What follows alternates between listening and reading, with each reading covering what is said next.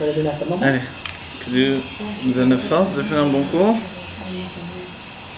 C'est pas la première fois. Voilà, d'étudier pour connaître Dieu, c'est une mitzvah essentielle. On peut remonter même la lumière, excusez-moi un instant.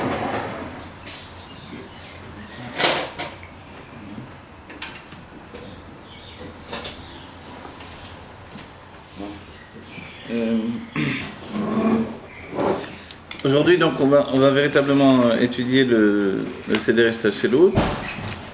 Véritablement. Ça veut dire quoi? Ça veut dire on va essayer de se tenir à une ligne de construction. Alors, le Seder Eshtachelut, en réalité, on a dit, ça commence par Atzmut, l'essence de Dieu. Et c'est vrai que l'essence de Dieu, on a également commencé à expliquer que ce n'est pas quelque chose de définissable, même d'exprimable. On ne peut pas exprimer qu'est-ce que l'essence de Dieu. Mais c'est la présence intime de Dieu comme un état essentiel qui est tout. Quand on dit qu'il remplit tout, c'est qu'il y a déjà tout en dehors de lui. Donc en fait, il remplit son être de sa présence. Quand on a commencé à donner des comparaisons à partir de la présence et de ce qui va jaillir de la présence profonde de Dieu, de son essence, Excusez-moi, il y a quelqu'un là. alors, en réalité, on s'attache à ce qui s'appelle la royauté. Pardon. La royauté est aussi la définition de Shashuim Yameler Beatzmuto. Shashuim Yameler Beatzmuto, c'est les délectations du roi dans son essence. Le roi se délecte de sa propre essence. Si bien que l'on dira que le premier vêtement sur l'essence, c'est donc le vêtement d'expression qui peut déjà être une sortie de l'essence, c'est le plaisir. Non pas le désir, mais le plaisir. Le plaisir comme un état essentiel, un plaisir essentiel.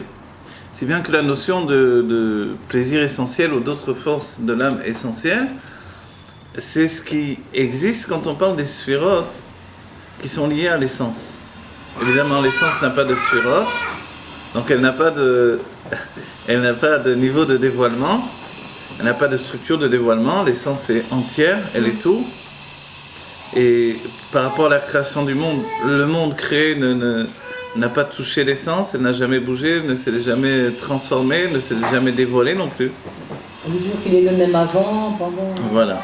Ataou mi shenivra olam, tu es celui qui a créé le monde. Ataou lifne, avant que le monde ait été créé, et même après finalement, il n'y a pas de différence. Ani Hashem lo shaniti. Je suis Dieu, je n'ai pas changé. La notion de non-changement dans l'essence, c'est quelque chose d'essentiel. La notion qui vient se rajouter ensuite, c'est l'infini. La nature d'infini qui va être liée à l'essence, en réalité, on peut aussi l'entendre comme un commencement. Le commencement de l'infini. Mais, qu'est-ce que ça veut dire? Vous savez ce que ça veut dire le commencement de l'infini? Si je vais jusqu'au bout, ça veut dire le commencement à Tralata Ensof. Il y a un commencement dans l'infini. Alors voilà. En réalité, on ne peut pas parler de commencement dans l'infini, mais on peut parler de commencement dans la lumière infinie. D'accord? Je donne un peu une akdama dans ce qui va venir ensuite, mais la lumière infinie, le Or Ensof, dès qu'on a donné une détermination de Or, de lumière, alors forcément maintenant, puisqu'il y a un dévoilement, il y a également un commencement. Donc en fait, depuis l'essence de Dieu, il va y avoir des bribes. Les bribes, c'est comme des petits morceaux, des choses échappées de sa délectation. C'est comme ça que les Rebbeim le rapporteront, par exemple, dans Parashat Vayishlar, l'Admor Amsei le rapportera comme ça.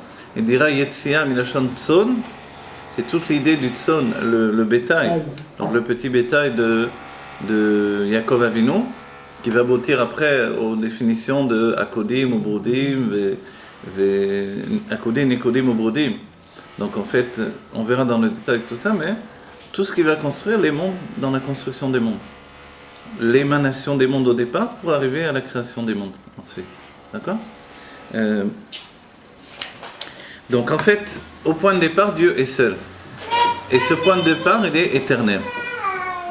C'est-à-dire que quand on part de ce principe-là, il faut réajuster notre norme de vie, notre existence par rapport au fait que Dieu est toujours seul.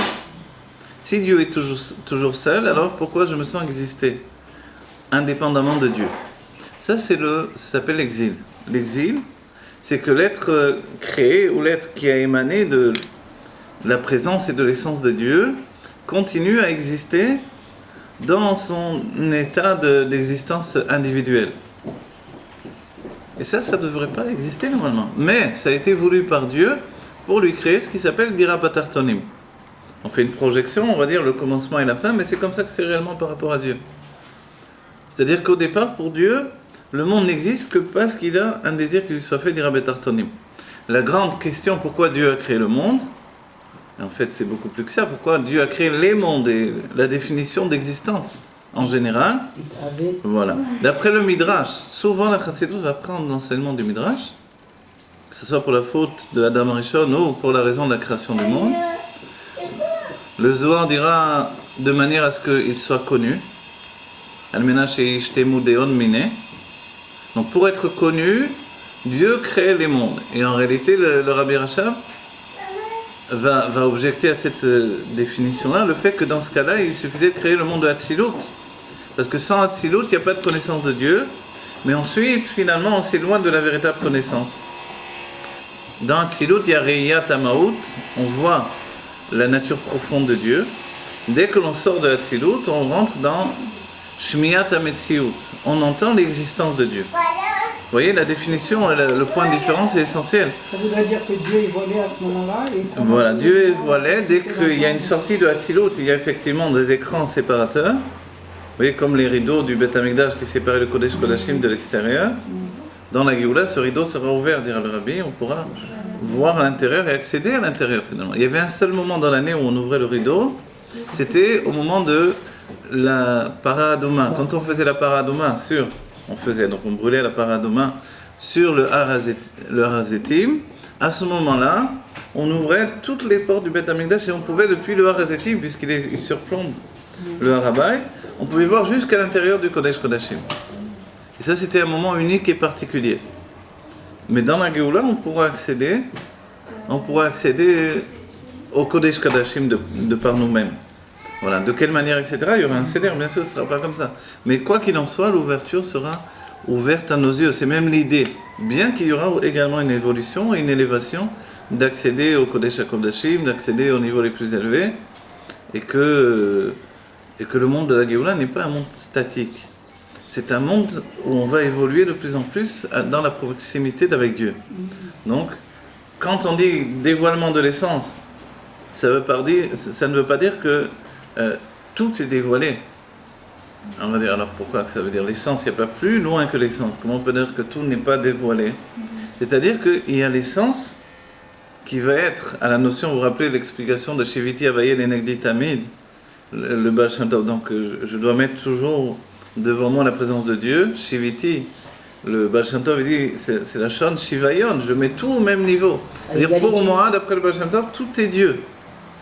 Tout est Avaye Tamid, c'est-à-dire j'ai mis tout. Les gens qui me parlent, les gens qui je préserve, même qui m'insultent, qui me frappent, qui me sourient, qui me font du bien. Tout est Dieu. Et les sages diront, quand les gens t'aiment, c'est que Dieu t'aime, et quand il y a des problèmes, c'est qu'il y a aussi des petits problèmes à régler avec Dieu aussi. Donc il faut toujours essayer d'être bien avec tout le monde, évidemment. Mais ils disent aussi les gens aiment-moi moins, c'est trop le problème. Alors, mais dans cette définition-là, finalement, Dieu doit faire des rabatartonim. Pourquoi? C'est une nécessité personnelle. Pour ce faire, il va projeter des shluchim, qui sont les âmes juives, qui elles vont aboutir à la définition du corps juif, qui va faire des rabatartonim. Une maison ici-bas pour Dieu.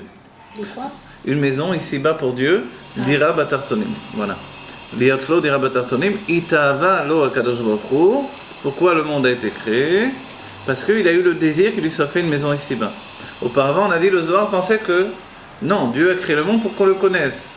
Le Rabbi Rachab objecte cette idée-là. Ça veut dire que le Zohar a tort, le Zohar n'a jamais tort. Mais, c'est-à-dire que quand les choses sont déjà engagées, alors on peut dire cet enseignement-là. Mais ça ne peut pas être vraiment la raison profonde à partir de l'essence.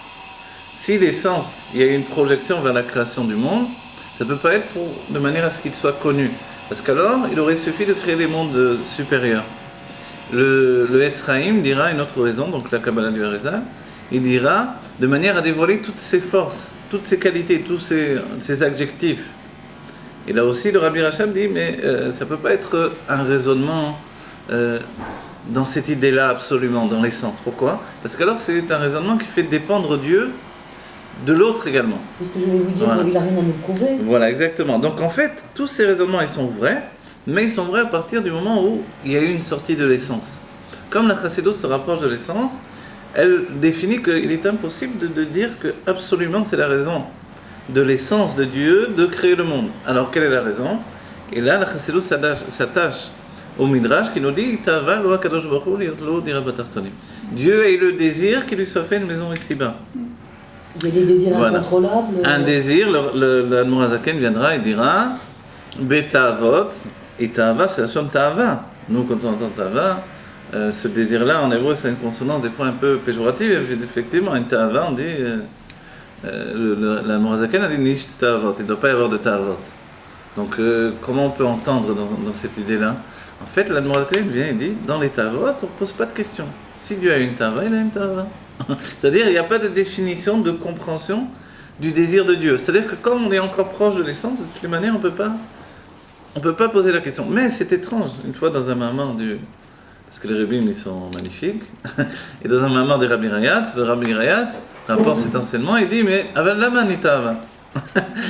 Il dit pourquoi, d'accord, mais pourquoi il a eu le désir? Et il rapporte une raison qui, elle, d'habitude, est mise en second plan. C'est Beteva Tov Letiv. Parce qu'il a une nature bonne à faire le bien. C'est vrai qu'on peut la mettre en deuxième plan ou en premier plan, mais en vérité, cette nature bonne à faire le bien, elle peut être la base des choses. Ce qui n'est pas l'enseignement précédent, c'est ça qui est merveilleux. D'accord? C'est-à-dire que la Tava, l'enseignement d'Admor Hazaken, il reste entier. On ne pose pas de questions. Il a une Tava, une Tava. J'aime ça, je ne peux pas me dire pourquoi. C'est comme ça. C'est pas une raison, c'est pas un raisonnement. Mais si le rabbi pose la question, finalement, le Rabbi Rayatz, et qu'il donne une réponse, c'est parce qu'il a une nature bonne. Il veut faire le bien. Tous ceux qui ont une nature bonne, ils veulent faire le bien. Donc finalement, on se rattache à quelque chose de, on va dire presque entre guillemets d'humain. Bravo, vous avez sorti de la pause. C'est quelque chose d'humain qui nous parle à nous. Finalement, ça enlève le côté, on va dire, entre guillemets, irresponsable de Dieu. Ça nous fait peur quand on entend quoi? C'est le désir de Dieu qui a fait tout ça, non? Quand on subit le monde au quotidien et qu'il y a des choses terribles qui arrivent, on se dit, eh bien, il aurait pu se retenir de cet art-là. Mais en réalité, on oublie que c'est tout le système de vie qui a été instauré. D'ailleurs, la question a été posée, est-ce qu'on a bien fait de créer le monde? Alors voilà, on a déjà parlé de ça d'un enfant, on le reprend. À un certain moment, c'est vrai qu'il va y avoir un système. On va y arriver, mais au point de départ, c'est ça. On est dans le premier vêtement qui se lie à l'essence, c'est le plaisir. Et le plaisir lui-même va engendrer le désir. C'est-à-dire que quand on dit que Ita Avalo, finalement, ça n'exclut pas qu'il y a un niveau qui est précédent, encore plus proche de l'essence. Et que Dieu, avant même d'avoir créé le monde, et avant même d'avoir eu l'idée de créer le monde, il était seul avec lui-même. Seul, voilà, seul, c'est-à-dire seul, même avant l'idée de ce qui est dit dans Pirkei de Rabbi Eliezer, Ba'atrala Ya'u Ushmo Bilvad. Au commencement était lui et son nom uniquement. Alors son nom, c'est quoi? Voilà. Quand on dit il y a son nom, il y a une définition dans la Chassidut, une personne qui est seule, elle n'a pas de nom. Voilà. Parce que le nom, c'est pour Le l'autre. nom, c'est pour la Zoulade, c'est pour l'autre. Quand je suis seul, je n'ai pas besoin de m'appeler. Oui. Donc en fait, la notion de nom, ça définit aussi un autre. Et cet autre, finalement, comment il peut être? C'est déjà la définition du peuple juif qui s'est élevé dans la pensée de Dieu. Donc cette définition de nom, c'est déjà une définition de Dieu par rapport à qui doit le définir. Mais auparavant, il est dans son essence et puis il a une délectation. Cette délectation, Shashui Miameler Beatzmuto, dira le Zohar, les délectations du roi de son essence, les délectations non pas d'une raison quelconque, mais juste de son essence. Le roi, la royauté, c'est quelque chose d'atzmi. Vous savez que c'est la première force de l'âme qui vient sur l'être. Un enfant, dès qu'il naît, comment il s'impose à tout le monde? Parce qu'il a l'état de royauté qui est en lui. La royauté, c'est quelque chose, c'est le petit roi, tout le monde le dit, on le voit, on le vit. Ce petit roi, finalement, d'où est-ce que ça vient? C'est quelque chose d'ancré sur chacun d'entre nous. Et ça nous vient de Dieu, et c'est relié directement, finalement, au plaisir de l'être, au plaisir essentiel. Non pas un plaisir structuré, là aussi, il ne faut pas se tromper. Quand on parle de plaisir, il y a dans la Chassidut deux plaisirs. Tanoug apashov et Tanoug amurkav. Le Tanouk Pashut, le plaisir simple, simple dans le sens de qui n'a pas de structure. Donc il est simple, il n'a pas de levushim, il n'a pas de vêtements d'expression. Celui-là, Il est légitime, essentiel. il est légitime. Voilà. Celui-là, il nous construit profondément. construit, Si on n'avait pas ce Tanouk-là, on serait mort tout simplement.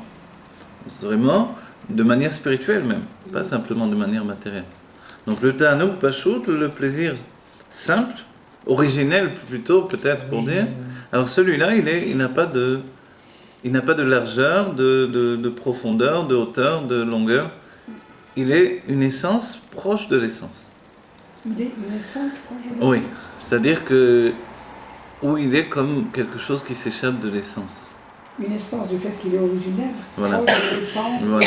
Effectivement, il est tellement proche de l'essence qu'il y a une difficulté de dire à quel moment il se sépare de l'essence. C'est une C'est- émanation, vous voulez dire C'est une émanation de l'essence de toutes les manières.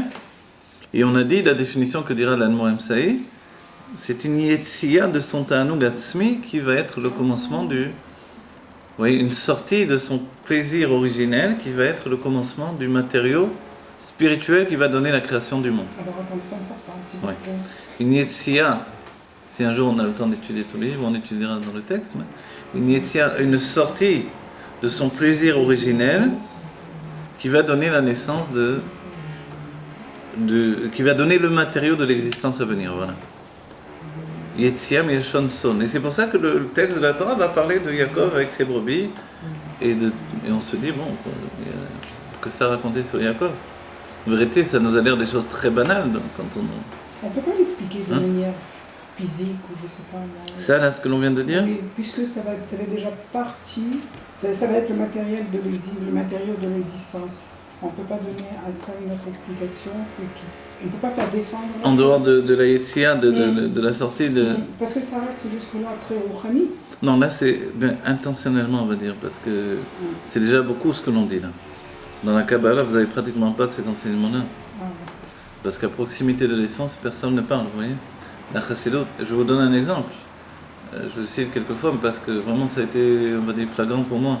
Le Harizal, à un certain moment, il dit que en dehors du Chalal Apano, à ces niveaux-là, on ne peut pas en parler. Et l'Admorazaken, il le rapporte, quoi, que le Harizal dit on ne peut pas parler de ce niveau supérieur-là. on en parle. Et l'Admorazaken, il en parle pendant 5 pages après, vous voyez. Donc c'est vraiment, on passe un cap. Ce cap, ça ne veut pas dire que les Mekoubalim n'en avaient jamais parlé, mais pas d'après le Etzraim, pas d'après Rabbi Chaim Vital, comme on a dit. Donc, le fait de parler de ce qui est au-dessus du Tzimtzum, c'est vraiment rentrer dans l'intimité de Dieu. Ça s'appelle, tout ce qui est au-dessus du Tzimtzum s'appelle Teiru Ila, la pureté supérieure. Après le Tzimtzum, ça s'appelle Teiru Tata, la pureté inférieure. Vous voyez ? C'est-à-dire que même Atzilou, les mondes les plus élevés, Adam Kadmon, c'est la pureté inférieure. Donc cette pureté supérieure, on est vraiment à proximité de l'essence, et on est vraiment dans le monde essentiel de proximité avec Dieu. Il est dit, le Zohar nous dira, Beresha. Il est dit comme ça, regardez, il nous dit le Zohar, Beresha, Be'urmanita de Malka, Gelif Gelifu, Beteiru Ilaha, toutes les définitions, Be'urmanita de Malka, dans le harmone du roi. Tout ce qui correspond à avant, Au-dessus du Tzimtzum. voilà, ça s'appelle le harmone du roi, le palais du roi. Qu'est-ce qui se passe là-bas? Gelif Gelifu, Beteiru Ilaha. Dans le niveau de Teiru Ilaha, Gelif Gelifu. Gelif Gelifu, ce terme, il vient désigner le fait de creuser. Il creuse au-dedans de lui-même. Le fait de creuser, c'est ce qui s'appelle l'émanation. Dans son état précédent, c'est l'évaluation. Vous voyez ? C'est comme une émanation intérieure de Dieu, ce qui va entraîner l'émanation des mondes. On n'est pas à l'émanation encore, mais en quoi c'est relié à l'émanation, on le définira après, mais c'est une évaluation de Dieu en lui-même. Ce niveau d'évaluation de Dieu en lui-même, c'est la projection déjà de l'infinie possibilité de réaliser. On pourrait dire se réaliser, puisqu'en réalité, il n'y aura que lui pour l'éternité. Et nous sommes au-dedans de Dieu. le corps de vie unique existant, c'est Dieu. Aussi troublant que ça puisse être si on s'approfondit là-dedans.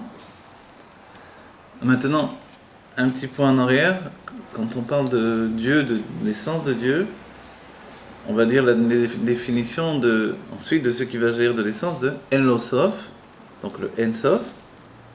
Et quand on dit En Sof, c'est pas comme Or En Sof. En Sof, c'est un niveau supérieur à Or En Sof. C'est-à-dire l'infini et la lumière infinie. Quand on dit En Sof, on sous-entend assez souvent la définition véritablement de la lumière infinie avant qu'elle se construise vers le dévoilement. Bonjour. Je viens pour la première fois. Ah ouais, tu reviens en ça, c'est bien. Eh bien, ça ne m'étonne pas. Excusez-moi, voilà, je m'appelle Anna. Enchantée, Anna. J'ai entendu parler de votre travail hier à l'école des femmes et j'ai envie de venir, voilà. Ah non, c'est pas moi l'école des Parce femmes. que je suis d'accord, on est venu. D'accord. Psychophobien et donc je voudrais savoir ce que c'est que la psycho de la racine. Ah d'accord. Alors, c'est ça que vous faites comme cours le matin? Là, on fait ce qui s'appelle un cours sur le Seder Ishtashilot, c'est-à-dire on fait une préparation à l'étude des textes approfondis de la Chassidut, et on le fait par une étude des généralités de la Kabbalah. Voilà. Okay. Voilà, mais on l'explique de manière psychologique et intellectuelle. D'accord? Voilà, alors on reprend ce point-là. Bienvenue. Mais c'est un peu dur, hein. Moi c'est un peu dur pour moi. Non, je comprends que c'est un peu dur. Surtout parce que vous venez là. Non mais je comprends pas grand chose. Non, il faut atteindre un niveau de bitou pour essayer de comprendre. Non mais. Non, alors voilà de quoi on parle. Regardez, si vous arrivez à ce premier cours directement, évidemment, c'est un peu dur. D'abord pour moi aussi, c'est un peu dur. Mais je vous explique.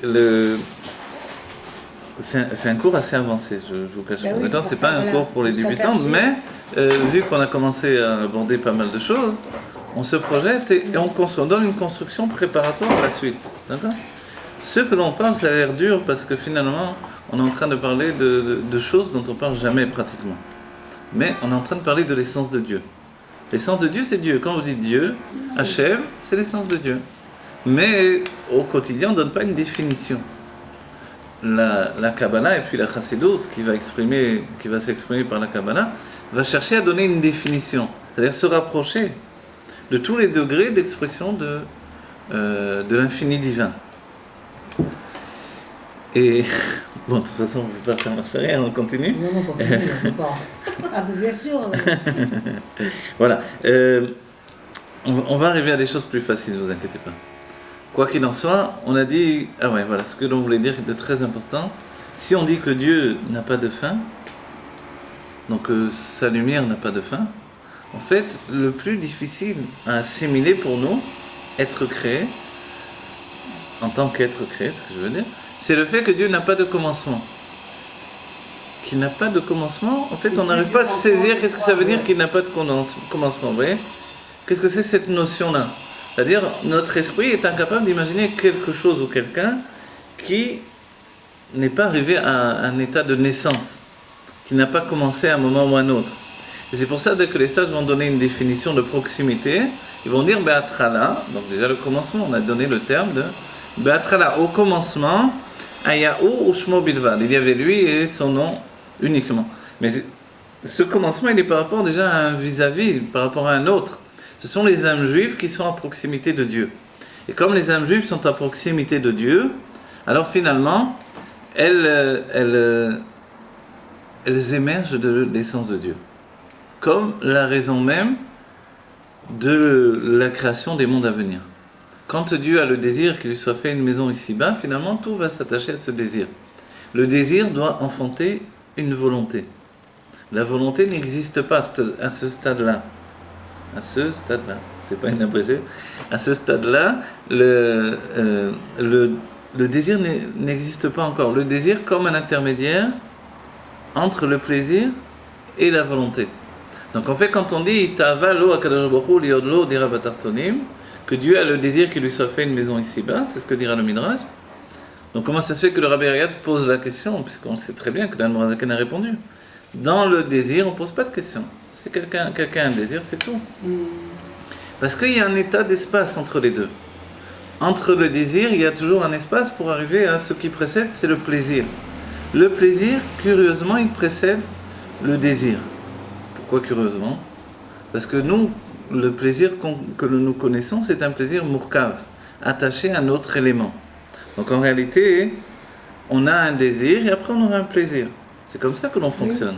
Mais originellement, nous aussi dans notre âme, nous avons l'état de plaisir qui lui va engendrer le désir, qui va aboutir à une volonté, qui elle va donner le commencement de l'être, et là on va pouvoir entrer dans l'intellect qui va donner naissance aux sentiments, lesquels vont enfanter l'action, la parole et l'action. Vous voyez, c'est comme ça que les choses sont Peut-être organisées. que ça fonctionne pareil chez nous, seulement le plaisir, il est voilé seulement, puisque Voilà. c'est le cédéen. Effectivement, le plaisir est voilé, mais on a conscience tous que nous possédons ce plaisir là au-dedans de nous. C'est un plaisir essentiel qui est ancré dans l'être et qui fait que sans cela, finalement, l'être ne pourrait pas s'attacher à l'existence. Comme Dieu a eu un désir qu'il lui soit fait une maison ici-bas, finalement ce désir nous rattache au plaisir de Dieu et nous rattache à l'essence de Dieu. Et il est quand même mourkaf chez nous. Chez nous, il y a un état originel sur lequel va s'attacher le désir de vivre, etc. Oui. Vous comprenez? C'est-à-dire que le désir de vivre est basé sur le plaisir de vivre. Et le plaisir de vivre est basé sur la volonté de Dieu qu'il lui soit fait une maison ici-bas. Parce que quelle raison on a de venir dans un monde où, qui plus est en tant que juif, où on tue les juifs? Comment on peut venir dans un monde pareil? Pour quelle raison? Parce qu'il y a un désir de Dieu qu'il lui soit fait une maison ici-bas. Donc, une mission sacrée. Cette mission sacrée, c'est le fait de transformer la matière du monde, de la purifier, de l'exalter et de lui donner une élévation. Auparavant, avant notre génération, on travaillait sur les nitzotzot, les étincelles qui remplissent la matière. Aujourd'hui, on a terminé le travail sur les nitzotzot.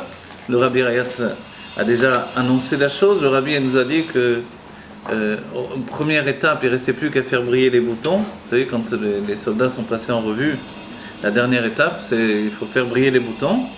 Et puis ensuite, le Rabbi a dit, ça y est, maintenant même ça a été fait. Et en réalité, le Rabbi va annoncer clairement, Nigmar avodat habirurim, les birurim ont été terminés. Donc on a déjà clarifié le monde. On a séparé l'étincelle du fruit, d'une certaine manière. Donc qu'est-ce qu'il nous reste à faire?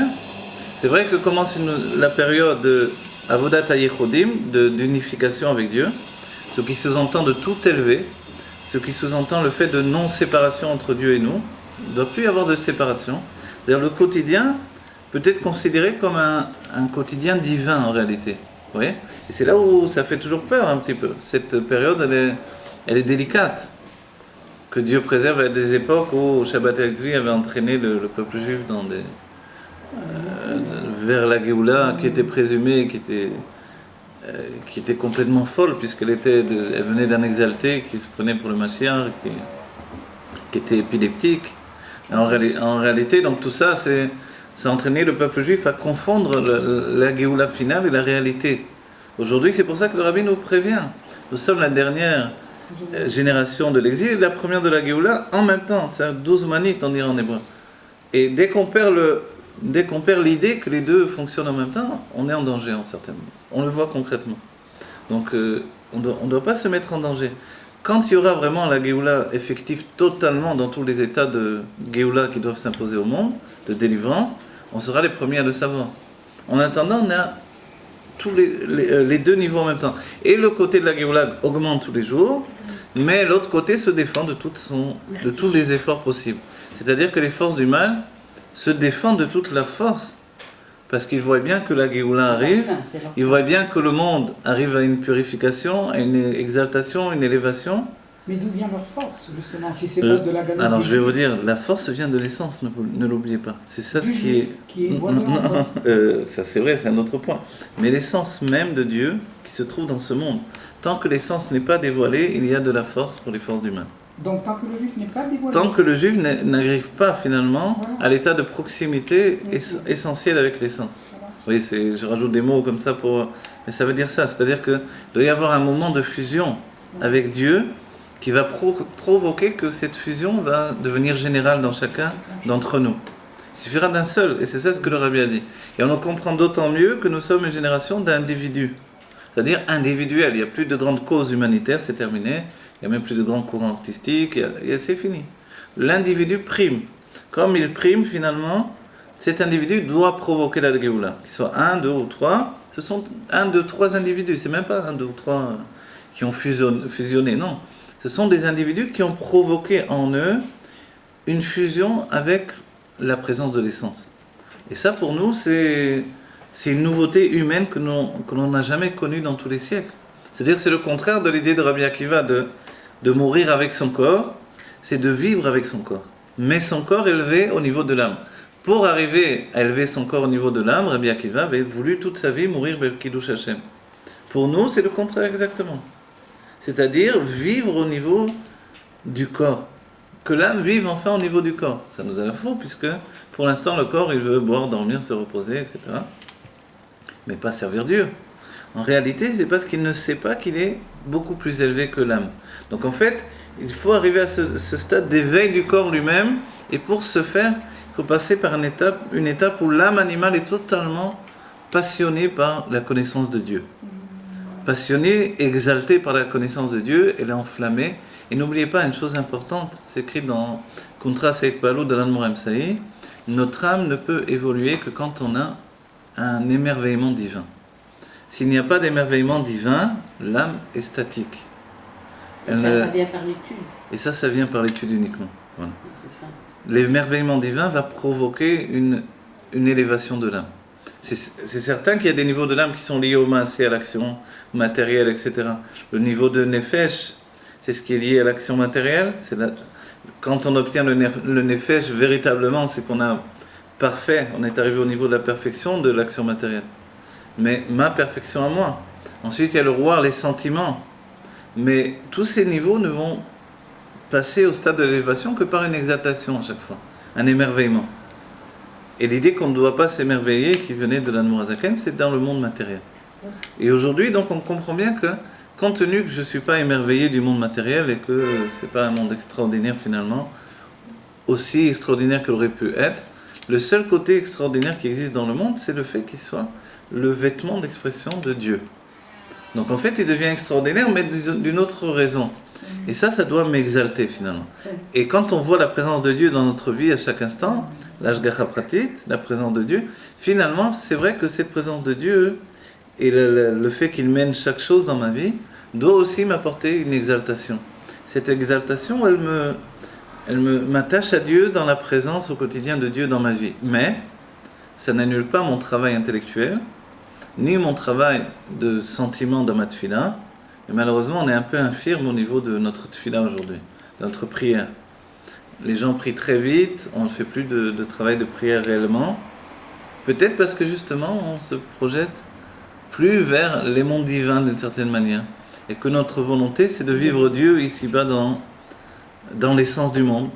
Alors, la prière, elle peut être très rapide. Mais c'est un peu difficile en réalité. Parce que tellement de textes nous parlent du travail de prière, et que sans travail de prière, sans effort dans la prière, il n'y a rien qui se passe. Mais notre effort aujourd'hui peut être tout simplement d'aller prier en minyan, ou de prier tout simplement. Ne pas penser Voilà. à autre chose aussi pendant la prière. Ne pas penser à autre chose. Alors qu'avant, évidemment, c'était clair qu'on ne pensait pas à autre chose, mais on devait s'approfondir dans des intentions mystiques, etc., etc. Voilà. Mais quand on arrive dans la Hamida, par exemple, excuse-moi, autour de moi, je vois des gens qui... Mais moi, au contraire, Alors oui, bien sûr, vous devez ralentir et savoir ce que vous dites et y penser. Oui, c'est le moment d'intimité avec Dieu. Mais je vous dis, voilà. Je ne me rends pas compte encore voilà. à mon niveau qu'on est dans Hatzilut. Mais je me dis, bon, alors au moins Au moins, ralentir le pour rythme. que je puisse faire. Alors voilà, maintenant quand on parle de l'essence, au point de départ de tout, c'est fait un coller des deux, c'est que l'essence est la présence absolue de Dieu. C'est le commencement et c'est la finalité. La finalité, ce qui est la Géoula, ça va être la présence de l'essence, c'est-à-dire le dévoilement de l'essence.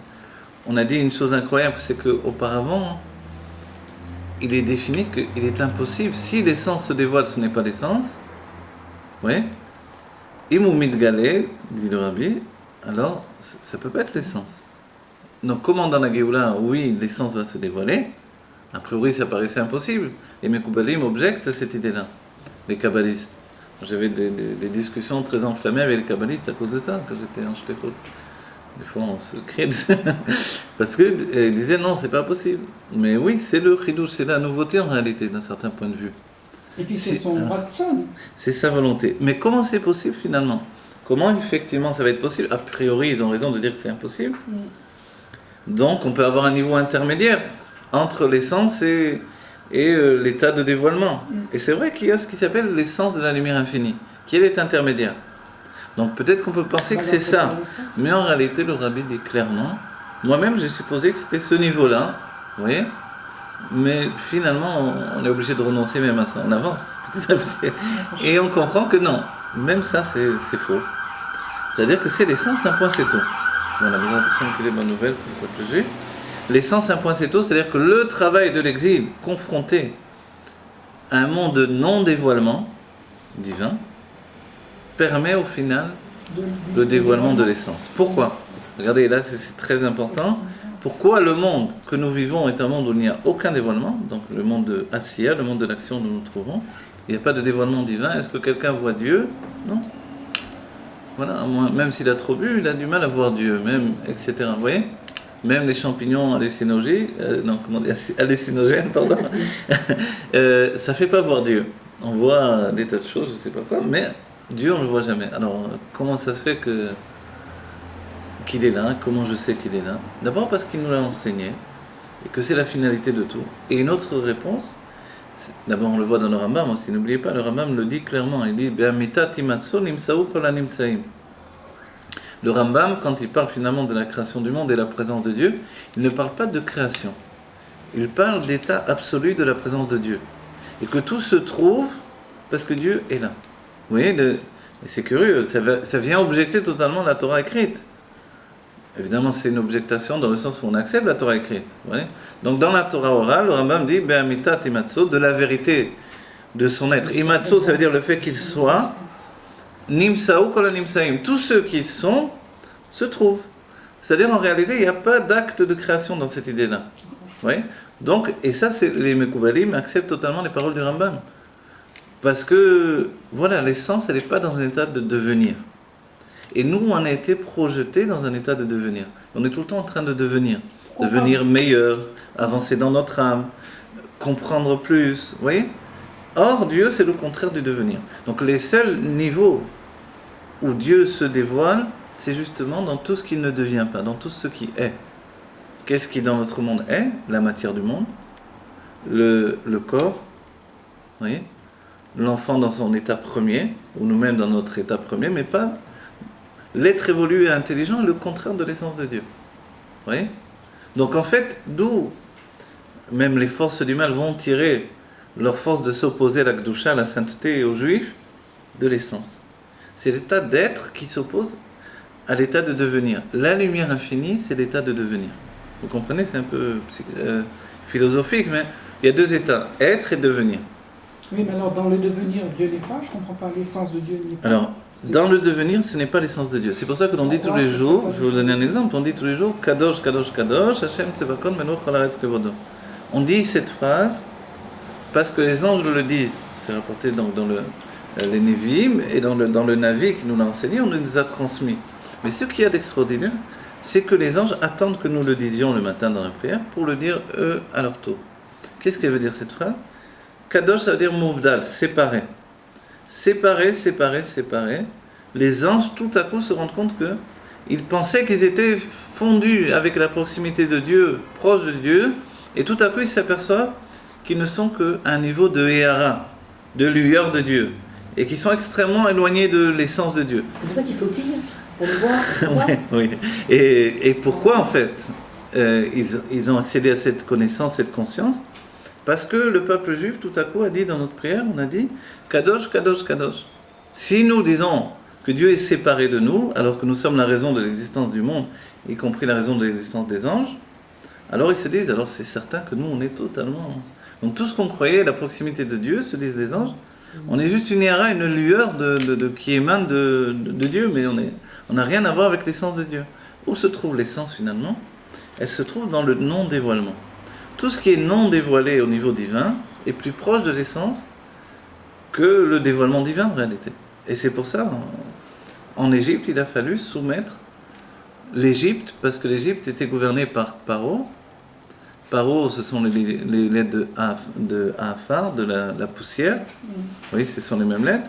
Et dans l'élément de poussière se trouve l'essence de Dieu. Parce que l'élément de poussière est immobile. Le domème, on l'appelle en hébreu. En hébreu, quand on dit minéral, végétal et animal, on dit domème. Tsoméa, c'est le contraire du domème. C'est quelque chose qui va pousser. Voilà. Dès que ça pousse, c'est-à-dire comment le tsoméa grandit parce qu'il s'éloigne de l'essence. Le domème ne s'éloigne pas de l'essence. C'est pour ça qu'il est dit, tu es poussière, tu retourneras à la poussière. En fait, ça veut dire, tu es l'essence et tu retourneras à l'essence. C'est pour ça que le Baal Shem Tov a dit, clairement, je peux monter au ciel avec mon corps, si je veux, comme Eliyahu. Il pouvait le faire. Mais je préfère être Mekayim, le Passou, qui dit, parce que qui est mina afar ataba ve afar tasho. Donc je viens de la poussière et je retourne à la poussière. Et l'idée c'est, je viens de l'essence et je retourne à l'essence. Parce que dans la poussière, il y a justement la présence profonde et intime de Dieu, qui est l'essence de Dieu. Mais comment ça se fait? La raison, c'est qu'au bout du compte, les mondes divins, avec tous les tzimtzumim et les mim, c'est-à-dire avec tous les voiles et les diminutions de dévoilement divin, ils n'ont pas pu arriver au stade d'amener la matière physique. C'est qu'une conscience, cette matière, mais on voit qu'elle nous a l'air totalement réelle. Parce que le plus bas n'est pas la plus haute. Non, parce que la matière, c'est bien ce que vous dites, mais en plus de ça, c'est parce que la matière n'existe pas. Il n'y a pas. Scientifiquement, il le Voilà, scientifiquement, on le découvre aujourd'hui. Mais pensez bien que dans les mondes divins, la notion de matière est impossible à appréhender. C'est-à-dire, la matière est reliée directement à l'essence de Dieu. Et l'exemple qui est donné, c'est que le roi se projette lui-même, il donne sa propre vie. C'est l'exemple du Batélégané. Le roi veut remporter les guerres, et pour finalement, il voit qu'il ne remporte pas. D'abord, il dépense tout son trésor, Kolaotsa, et quand il voit que la guerre n'est pas remportée, il donne sa propre vie pour remporter la guerre. C'est une image qui veut dire que le roi, malgré tous les voiles qui ont été mis dans les mondes divins, on n'arrive pas à l'apparition de la matière. Cette conscience ne peut pas venir comme une accumulation de rien. Voilà, d'une certaine manière. Scientifique. Voilà. Oui, une accumulation de rien. Et ce rien intermédiaire. Ça, c'est l'énergie. Voilà, d'un certain point de vue. Exactement. Comment passer, même les chercheurs, oui, je sais, comment les chercheurs se disent comment l'énergie se transforme en matière, c'est un secret qui est toujours. Voilà. Et en réalité, pour nous, comment la lumière divine aboutit à la matière créée, organique, on va dire même, physique, en fait, il n'y a pas de réponse. C'est simplement la volonté intime de Dieu, et le roi s'est projeté. L'Admorazaken dira Amaor nichnaz bimkom aor. Le luminaire est rentré à la place de la lumière elle-même. La lumière ne peut pas apporter de la création matérielle. Donc, en définitive, où se trouve réellement l'essence de Dieu, se trouve ici-bas. Et c'est pour ça qu'il y a eu deux Géoulot, les gens ne le savent pas trop, s'ils n'ont pas étudié le Mamar du Rabbi Boel Paro, le Mamar la Sikha, pardon, le Dvar Malchut. Le Rabbi nous dit qu'au moment de la sortie d'Égypte, juste avant Parashat Bo, c'est la paracha de la sortie d'Égypte, et le Rabbi nous fait remarquer que le titre ne correspond pas trop à Yetzia. Vous voyez, Yetzia, ça veut dire sortir. Bo, ça veut dire viens. Il faut savoir où on sort, où on vient. On va dire, bon, d'accord, on peut penser qu'on va vers Dieu au moins. Non, Bo, vers Pharaon. On va dire, non, c'est vraiment le contraire. La paracha de la sortie d'Égypte qui s'appelle Viens vers Pharaon, on ne comprend plus rien, vous voyez. Et tout l'enseignement, là-bas, est merveilleux, il est basé sur le Zohar. Le fait que Paro, en fait, lui-même, il avait cette sensation, Metsiuto miatzmuto. Il disait, comme c'est rapporté dans Yecheskel Hanavi, Ani neori vani asitini. Je suis le Nil et je me suis fait moi-même. On dirait, il n'est pas bien de la tête. Comment il peut penser ça? Mais notre corps, c'est ce qu'il pense aussi. Le corps, pourquoi l'enfant il est capable de se rebeller, que Dieu préserve contre ses parents? Parce qu'il a un état en lui qui fait qu'il a le sentiment qu'il s'est fait lui-même. Et toute sa vie, il va passer à affirmer qu'il s'est fait lui-même. Donc, il ne doit rien à ses parents. Vous voyez? Mais en fait, par rapport à Dieu, on a le même sentiment de révolte intérieure. Et tout le travail de Torah et Mitzvot, c'est de soumettre cet état-là pour arriver à une évolution harmonieuse de notre personnalité. Vous voyez? C'est pour ça que la Torah parle tellement de Eved, Avaye, etc.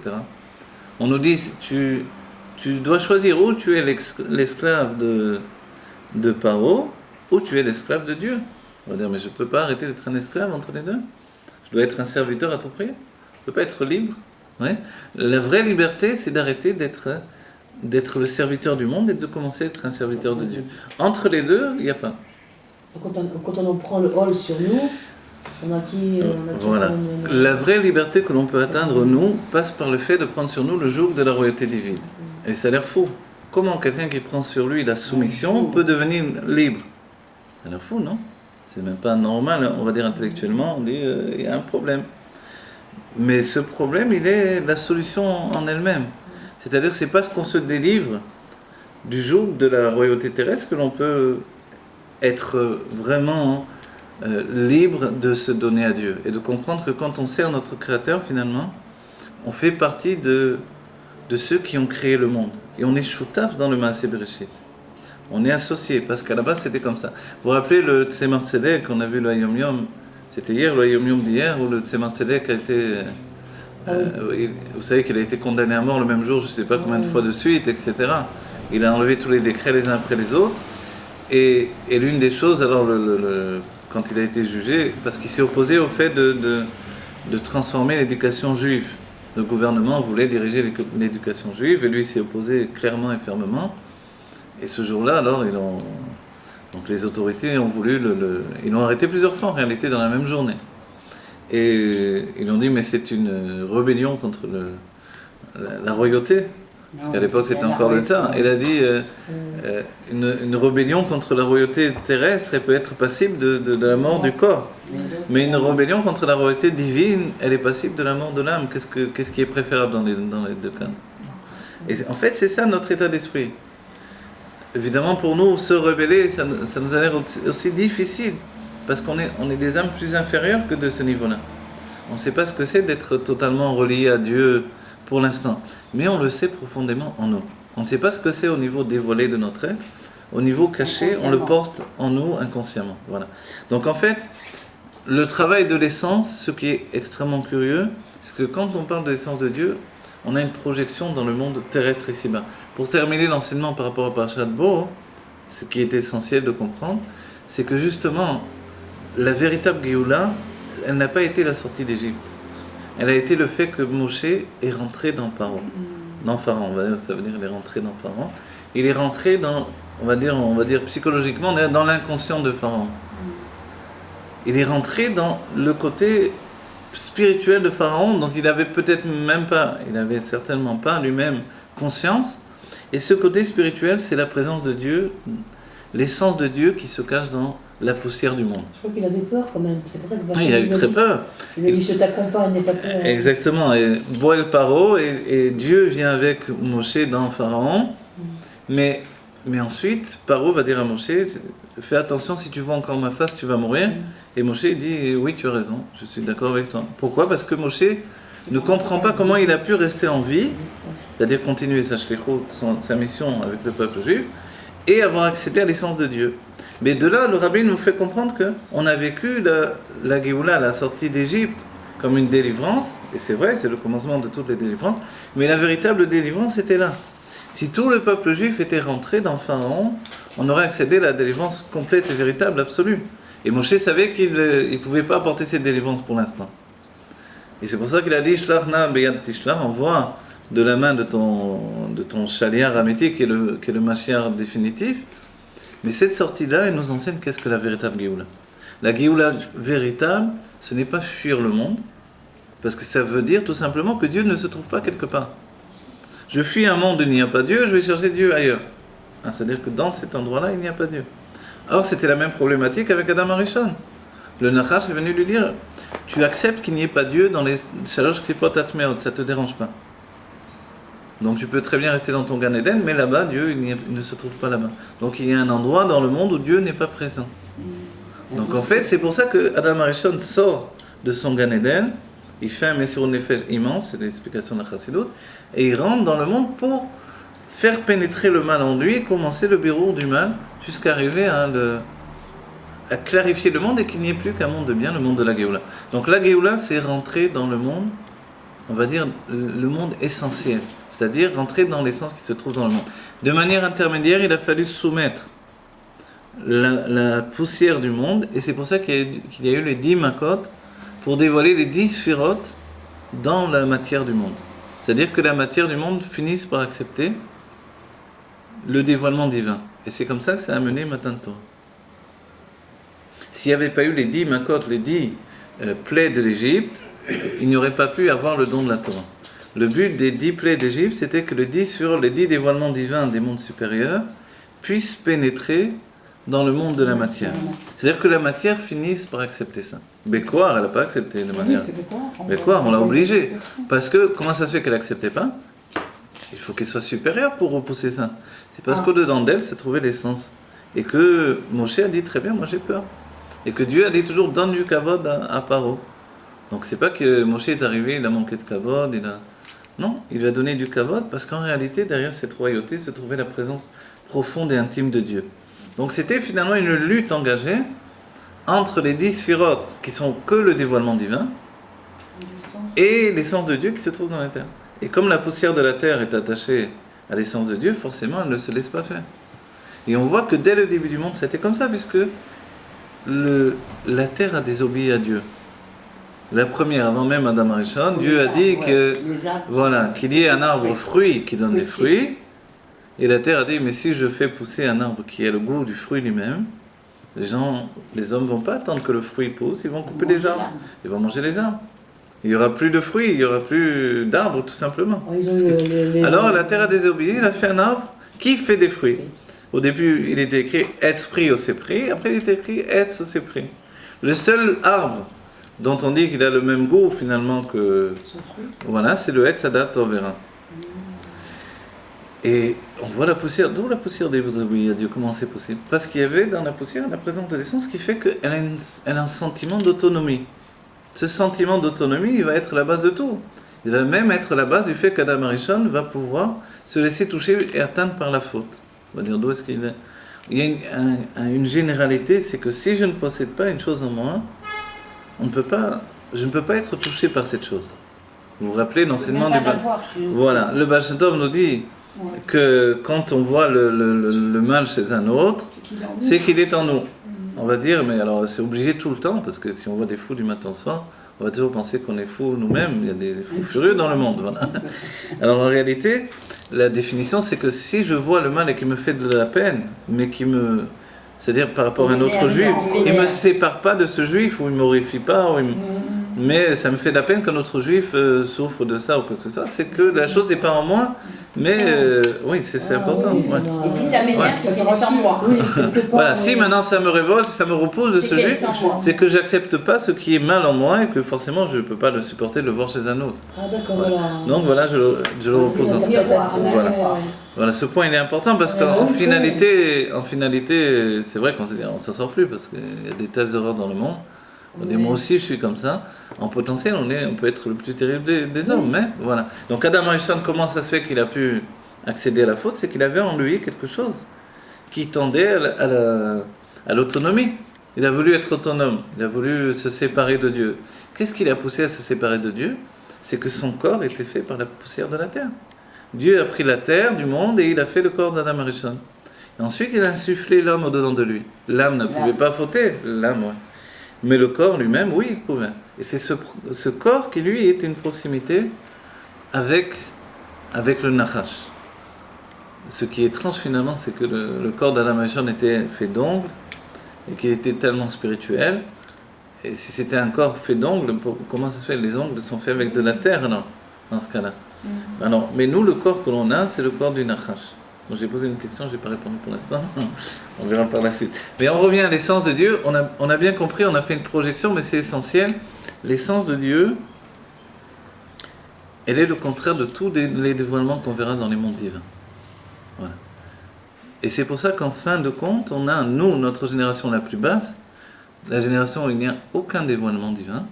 Et vous vous rappelez, Moshe Rabbeinu, on dit sa grande anava, sa grande humilité, venait du fait qu'il a demandé à Dieu de voir toutes les générations. Et quand il a vu notre génération, il a vu qu'on était dans l'obscurité la plus grande et que malgré ce, on continue à servir Dieu. C'est-à-dire, c'est quoi l'obscurité? C'est qu'on n'a pas de dévoilement divin. Malgré ce, on faisait Torah et Mitzvot. Alors il s'est dit, mais moi, à côté de ça, je suis rien du tout. Il a une humilité incroyable qui est venue en lui, qui a fait qu'il est l'être le plus anav sur la terre.